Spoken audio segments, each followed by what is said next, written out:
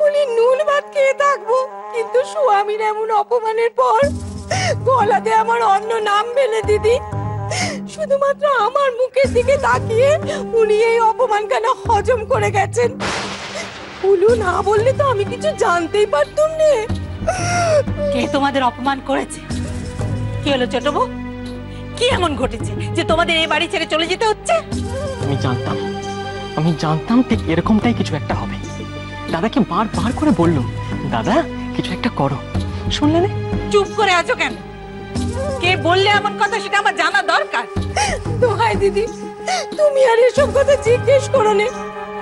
এই বাড়িতে আমার নিঃশ্বাস আটকে আসছে, দম একেবারে বন্ধ হয়ে আসছে গো দিদি। তুমি বরং আমার ছেলে পিলেদের আশীর্বাদ করো, আমাদেরকে বিদায় দাও। ছোট কাকিমা, এসব কি বলছো তুমি? কোথায় যাবে তোমরা?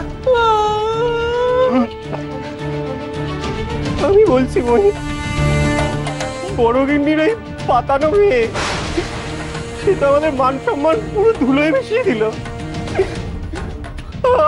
আমরা নাকি নেওয়া খারাপ, আমরা নাকি চুরি করেছি, চোর। সব কি বলছেন মা বাবু? মা মা সব কি শুনছি আমি? আমিও তো কিছু বুঝতে পারছি না মই। বিনু এমন কথা কি করে বললে? কি বলবো বাবা মহিন, আমাদের টাকা কড়ি নেই এটা ঠিকই, কিন্তু বাপ ঠাকুরদার দেওয়া বংশ মর্যাদা ওইটুকু আছে। ওই সম্বলটুকু তো আর একটা অপরিচিত মেয়ে মানুষের পায়ে আমি বিকিয়ে দিতে পারি নে। বৌঠানের কথা ভেবে এই সংসারের দায় আমি কাঁধে নিয়েছিলাম।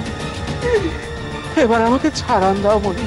কাকা বাবু, আপনি দয়া করে মাথা গরম না করে আমায় বলুন কি ঘটেছে। ওই মেয়ে হিসেবের খাতাপত্র দেখে কি হিসেবের গরমিল পেয়েছে, বলে কি যে ওই গত বছরের ট্যাক্সের টাকা নাকি আমি জমা দিইনি, আমি সরিয়েছি। এই বয়সে শেষে কিনা চোর অপবাদ নিতে হলো বাবা মহিন। আচ্ছা বহিন, এই বাড়িতে আমাদেরকে খাওয়া পড়ার অভাব আছে কি জয়? আমি কেন চুচো মেরে হাত গন্ধ করতে যাবো? শুধু কি তাই, হেসেলে গিয়ে বলেছে তার মা মেজগিন্নি আর বৌমা খাওয়ার পর পাতে যে টোকাটা পড়ে থাকবে তাই নাকি আমাদেরকে খেতে হবে। আচ্ছা তুমি বলো দেখি বর্দি, আমরা কি এবারে কেউ নই? তোমার গায়ে কি এবারে রক্ত বইছে না গো? বিনু বলেছে কথা? ছি ছি ছি ছি, এই তো আমি ভাবতেও পারছি না। দাঁড়া, আমি এখনই ডেকে জিজ্ঞেস করছি বিনুকে। থাক থাক ভুটান থাক, কাদা ছিটলে নিজের গায়েতেই কাদা এসে লাগবে। আমি মনস্থির করেই ফেলেছি, সমু বৌমারা আমাদের বড় মাকে পেন নাম করো।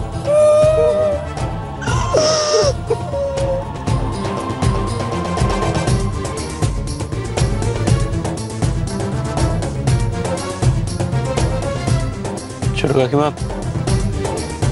তোমরা কোথায় যাবে ঠিক করেছো? কোথায় আর যাবো বাপ, প্রথমে নিজের বাপের বাড়ি গিয়ে উঠবো, তারপর একটু ওই ভাড়া বাড়ি থেকে চলে যাব সেখানে। আর কোথাও যদি ঠাঁই না হয়, গাছতলা তো আছে, কোথাও কিছু না পেলে গাছতলায় গিয়ে দাঁড়াবো তাও ভালো। কিন্তু এ বাড়িতে এত অপমান আর সহ্য করতে পারবো না মইন। মিথ্যে কথা।